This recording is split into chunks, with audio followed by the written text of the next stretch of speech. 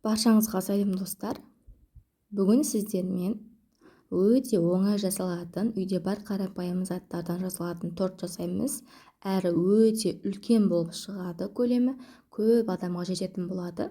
Міндетті түрде дәл осы оңай тортты менімен бірге жасап көруге кеңес беремін.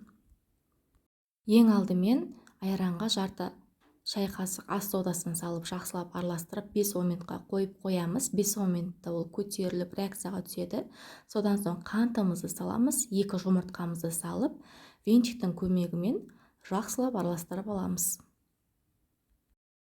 Содан соң сұйық майымызды қосып, тағы да бір жақсылап араластырып аламыз да, ұнымызды міндетті түрде елеуіштен өткізе отырып қосамыз. Сол кезде пирог өте керемет көтеріледі. Ұнды елеуіштен өткізіп болғаннан соң, какаоны да міндетті түрде елеуіштен өткізіп аламыз. Барлық заттың мөлшерін төменде описание бөліміне жазып қалдырамын, сол жерден қарасаңыздар болады. Содан соң 1 шай қасық разрыхителімізді саламыз. Енді барлығын жақсылап венчиктің көмегімен біркелкі масса болғанға дейін араластырып аламыз. Бізде осындай қоюлау қамыр шығады.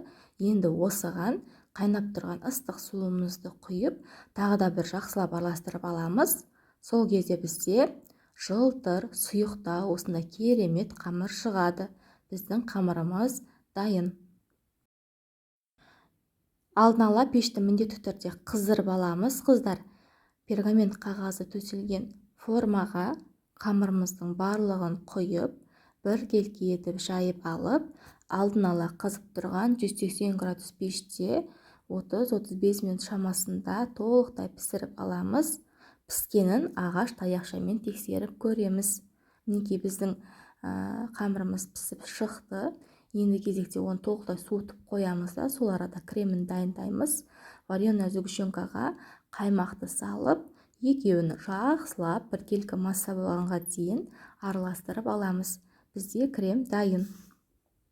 Біздің дайын болған бисквитіміздің шетін осылай біркелкі етіп кесіп аламыз. Оны қазір бетіне әсемдеуге пайдаланатын боламыз.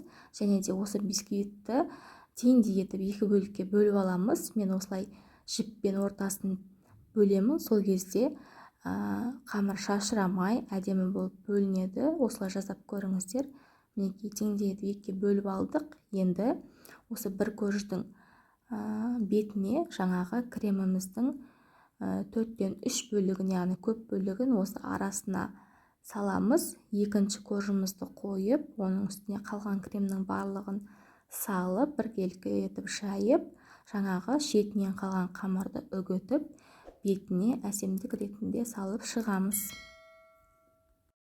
Бұл тортты бірден кесіп жіберсеңіздер де болады, немесе 1-2 сағатқа пропиткаға холодильникке салып қойсаңыздар, кремі қатып, кішкене кремі ақпайтын болады.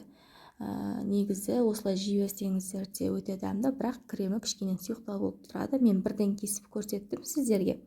Осымен біздің өте дәмді тортымыз дайын. Міндетті түрде жасап көріңіздер, сіздерге ұнайды деген ойдамын. Рецепт ұнаған болса, міндетті түрде каналға тіркеліп қоюды ұмытпаңыздар. Назарларыңызға көп рахмет. Сіздермен бірге болған Анаргүл.